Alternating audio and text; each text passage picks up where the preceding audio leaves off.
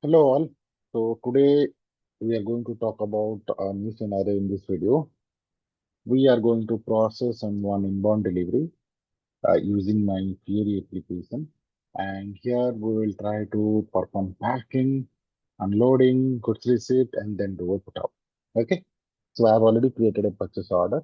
I will start with creating my inbound delivery for my purchase order. Okay. So let me go to create inbound delivery app.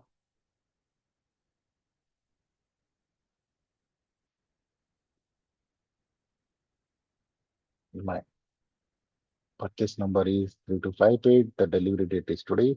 Click on continue.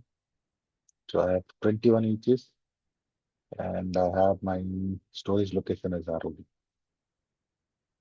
I'll quickly save it to create the inbound delivery. So this is my inbound delivery number. I'll make a note of it. We'll go to display inbound delivery.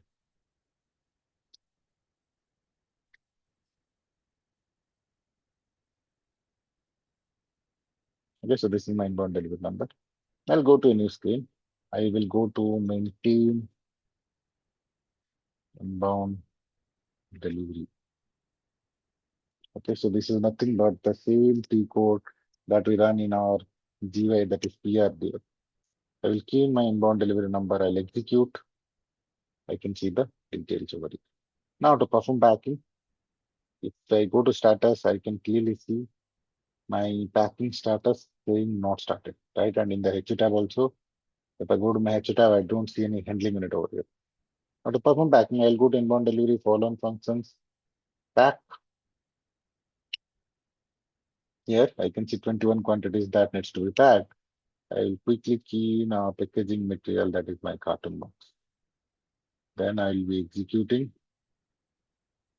And here I can see what it says. HA number 948 got created. Fine. Now what I'll do, I'll perform packing. I will drag and drop the product into the HA, do the packing, and I'm quickly going to save it.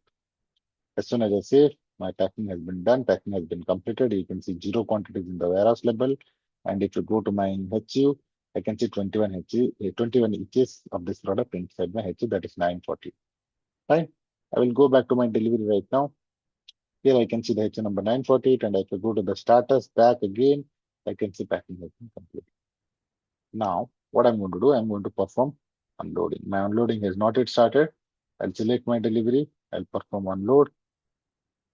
Unloading is completed. I'll perform goods receipt. My goods receipt is completed. And then I'll go to menu, inbound delivery, follow on functions, warehouse task to create the warehouse task. Meanwhile, I'll be opening a warehouse monitor.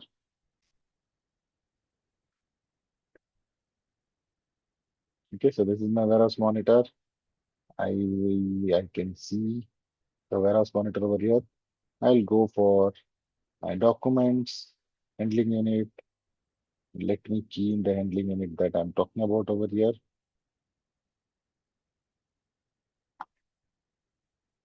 My HU number is 500000948. Okay, I'll put the handling unit over number here, execute. I can see the stock is in my GR zone because onloading has been completed, right? The HU content I can see 21 inches, and I can see the stock type is F1, the document category and the document number are also over there. Right now, what I'm going to do, I'm going to do the Putaway. Okay, let me go to my maintain inbound delivery screen. I'll go to menu, inbound delivery, follow on functions, warehouse task. I can see the warehouse request over here. Now what I'll do, I'll perform a create plus save. That will do it. That will create two warehouse tasks. It is creating two warehouse tasks, right? Now I'll go to my monitor screen. Let me quickly open my monitor screen over here again.